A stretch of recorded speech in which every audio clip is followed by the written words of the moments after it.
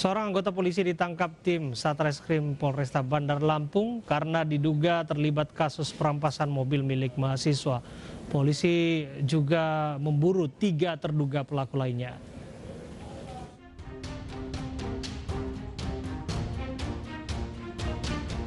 Inilah mobil milik Guritno Triwidianto, seorang mahasiswa salah satu perguruan tinggi di Bandar Lampung, Provinsi Lampung yang dirampas oleh 4 orang pelaku saat Guritno dan rekannya sedang makan di kawasan Saburai, Bandar Lampung, Sabtu, 9 Oktober lalu.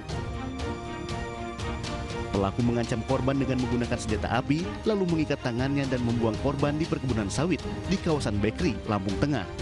Mobil korban lalu dibawa kabur. Setelah melapor ke polisi, salah satu terduga pelaku kemudian ditangkap, yakni anggota polisi berpangkat Bribka. Saat ini, Bribka IS tengah menjalani pemeriksaan di Propam. Yang masih kita dalami, masih kita lidik sejauh mana keterlibatannya. Ya. Tapi memang sudah.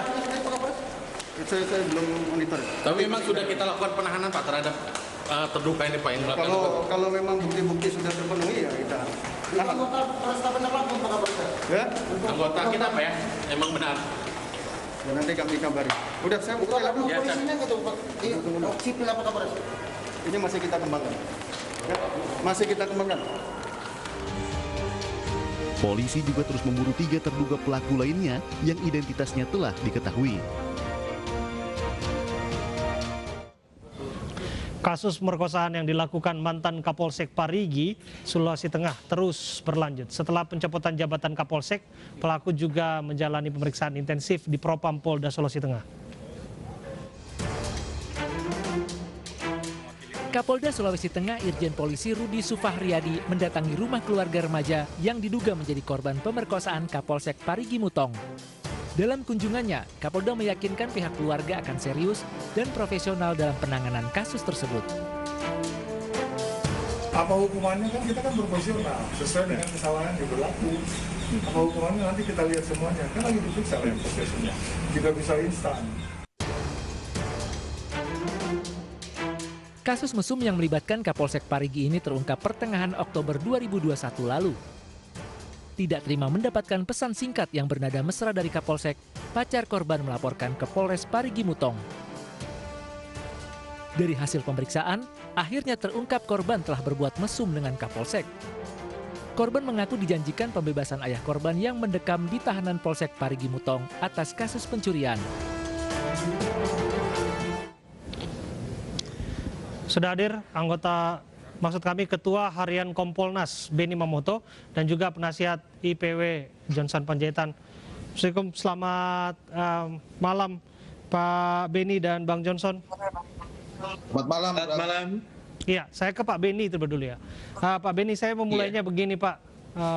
Sangat mengerikan, sangat biadab apabila ini benar adanya yang terjadi di Parigi Pak. Seorang anak tersangka, anak tahanan yang rela ditiduri sampai 2 kali oleh oknum Kapolsek. Secara akal sehat kita nggak pernah berpikir hal ini terjadi, Pak. Bagaimana Kompolnas meresponnya? Yang pertama, kami sudah berkoordinasi dengan Irwasda dan jajarannya untuk kami mengecek tentang kasus itu, perkembangan penanganannya dan sebagainya. Kami mendorong untuk dilakukan penyidikan secara transparan dan tuntas. Karena perbuatan ini kalau benar nanti terbukti, tadi sudah disebut dengan istilah yang keras seperti itu, yang tidak pantas dan harus dihukum seberat mungkin. Karena tidak hanya mencoreng nama Polri, tapi juga dalam konteks ini sangat-sangat mencederai hati masyarakat. Dan kami terus mengawal kasus ini. Kami kebetulan belum lama memang dari Sulawesi Tengah. Kami akan mengawal terus sampai dengan kasus ini tuntas. Pak, tentu saja kita tidak bisa menyalahkan Pak Beni. Iya. Ya. Ada gangguan komunikasi tadi sempat Pak. Saya kembali ke Anda. Bagaimana kemudian menjelaskan Pak bahwa ini bukanlah wajah Polri sesungguhnya. Polri datang dengan slogan presisi, tapi pada kenyataannya belakangan waktu ini menjadi sorotan publik Pak. Betul. Yang pertama, ini adalah ulah oknum Jadi beberapa kasus itu dilakukan oleh oknum, entah oknum polisi kapasitasnya sebagai ayah, melakukan pelaporan terhadap anaknya dan sebagainya, Kasus yang di KDRT Medan ya, terhadap Pak? istri dan anaknya. Ya, Kasus yang di Sumatera Utara Betul. yang Anda sebutkan. betul. Jadi itu ulah oknum. Tetapi kita harus ingat bahwa di era sekarang, era transparansi informasi, era media sosial, Polri harus siap dikawal dan diawasi oleh publik secara masif. Apapun yang dilakukan oleh anggota di lapangan akan terus dipantau dengan gawai, dengan kamera yang dimiliki oleh masyarakat. Ketika didapati anggota itu melanggar, akan viral. Sebaliknya, ketika perbuatan itu baik, menolong orang, membantu orang menyeberang jalan, nenek-nenek dan sebagainya, juga akan viral. Tapi yang viral adalah kebaikan. Oleh sebab itu perlu kewaspadaan, kehati-hatian, termasuk sikap yang cermat anggota di lapangan, agar mematuhi aturan yang berlaku, sikap sopan, tidak arogan, kemudian juga tutur kata dengan bahasa yang sopan. Ini menjadi penting. Oke, saya bergeser ke IPW Bang Johnson. Kalau kita berbicara soal oknum, tapi lagi-lagi kita akan bertanya, masa sih ini hanya sebatas oknum saja? Kok kejadiannya terjadi di masing-masing wilayah ya? Banyak, semacam fenomena gunung es. Tidak hanya di Parigi, kemarin juga kita lihat ada di Deli Serdang, polisi yang melakukan penilangan, melakukan pemukulan dengan apapun alasannya. Sebaiknya memang hal itu diharapkan tidak pernah terjadi. Ada juga di Polsek Percut, kita tahu di sana ada yang ibu-ibu dijadikan tersangka pada adalah korban dan lain sebagainya. Bagaimana menjelaskan ini semua? Catatan IPW jangan-jangan lebih banyak. Ya, yang pertama tentu kasusnya dulu ya. Saya kira polisi harus bertindak cepat dan jangan normatif. Itu ambil tindakan tuh kepada pelaku itu segera. Dan yang kedua, lindungi dulu korban karena posisi korban sangat lemah itu. Apalagi dia punya double persoalan gitu. Ayahnya juga tersangka dan dia juga menjadi korban. Itu harus dilindungi. Cepat dan segera berkomunikasi, lakukan transparansi penanganan kasusnya keluar dan lakukan ini dengan sangat hati-hati karena ini soal seksual ya.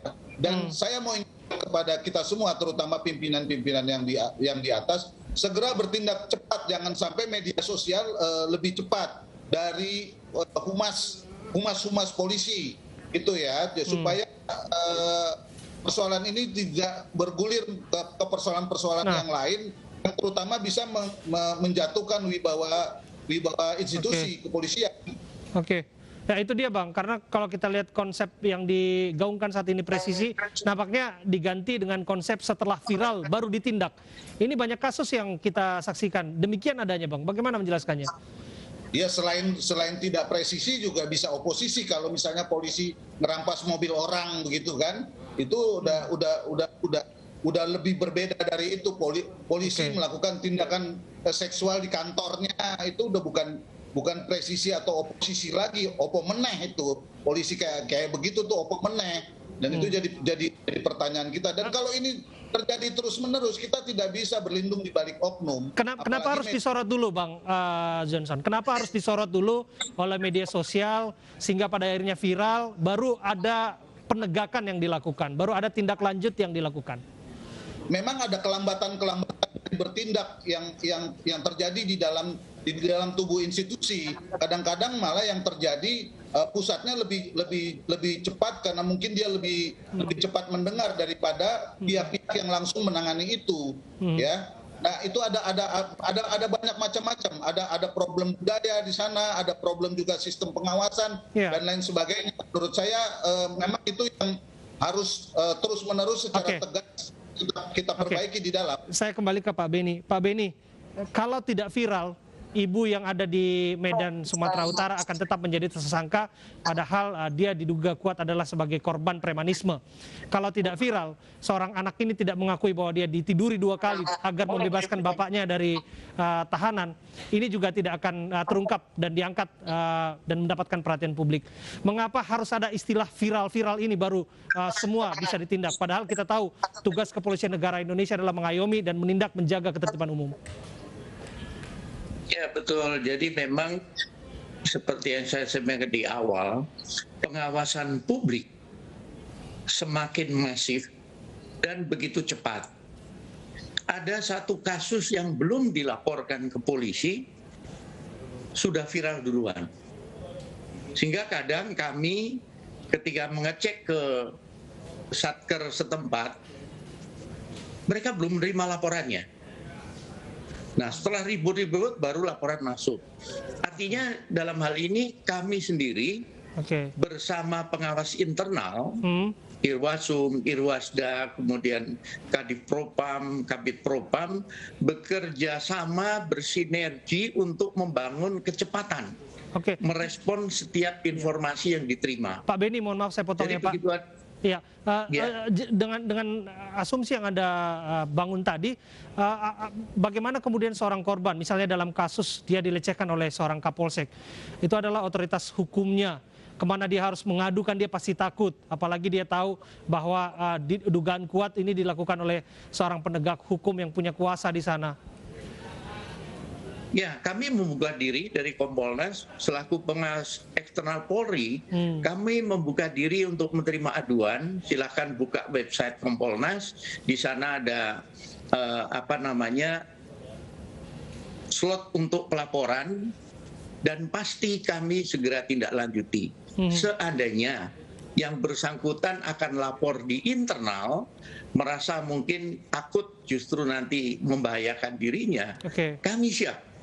Kami begitu banyak menerima laporan, kami menerima audiensi langsung, seperti contoh ibu-ibu yang dari Makassar, selesai acara Mata Najwa, kami langsung terima di kantor, berkasnya kami minta, untuk bahan kami menindaklanjuti, agar masyarakat merasa nantinya terlayani dan mendapatkan keadilan.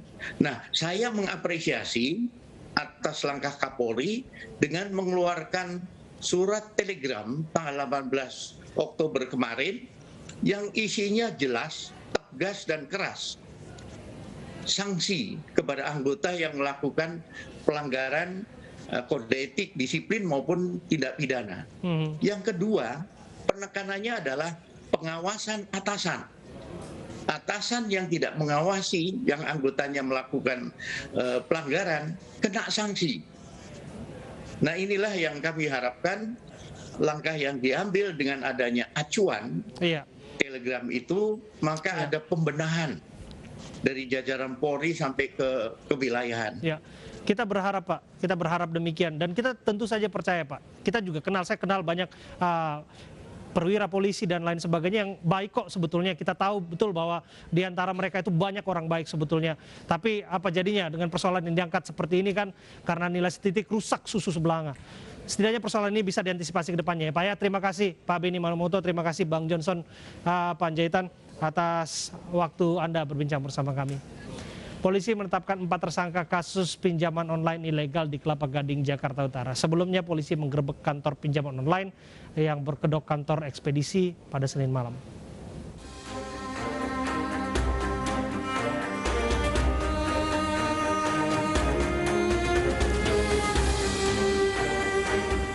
Setelah menjalani pemeriksaan, 4 karyawan pinjaman online ilegal di Kelapa Gading, Jakarta Utara yang ditangkap saat penggerebekan ditetapkan sebagai tersangka. Dari 4 tersangka, 2 orang merupakan supervisor telemarketing, 1 supervisor debt collector, dan 1 collecting. 4 orang yang kita amankan. Adapun ada aplikasi yang digunakan itu ada sekitar 1, 2, 3, 4, 5 aplikasi yang ilegal. Dari 4 tersangka, 5 aplikasi yang ilegal. Semuanya masih kita lakukan pemeriksaan. Sebelumnya kantor pinjaman online di kawasan Komplek Ruko Gading, Bukit Indah, Kelapa Gading, Jakarta Utara, Senin malam digerebek jajaran Ditreskrimsus Polda Metro Jaya. Dalam penggerebekan ini, petugas mengamankan 4 karyawan pinjaman online yang tengah bekerja beserta sejumlah barang bukti seperti komputer, laptop, dan modem. Karyawan yang tengah bekerja di kantor memang tidak banyak ditemukan petugas karena sebagian tengah bekerja dari rumah.